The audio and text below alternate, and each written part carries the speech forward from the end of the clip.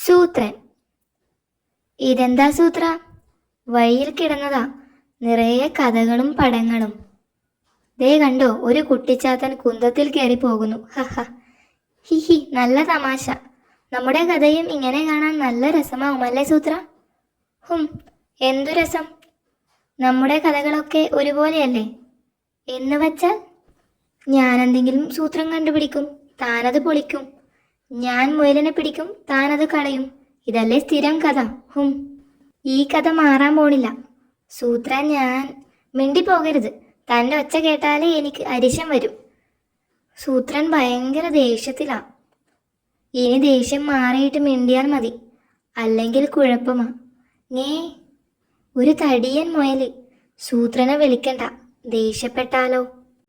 ഒത്തടാ ഒത്തു. ഇനി സൂത്രന് സന്തോഷമാകും. സൂത്ര, സൂത്ര, തന്നോട് മിണ്ടരുതെന്നല്ലേ പറഞ്ഞത്? ഈ മണ്ടനെ ഞാനിന്ന് എന്താ മിണ്ടാത്തത്? ഇതും എൻ്റെ കുറ്റമാണെന്ന് പറ.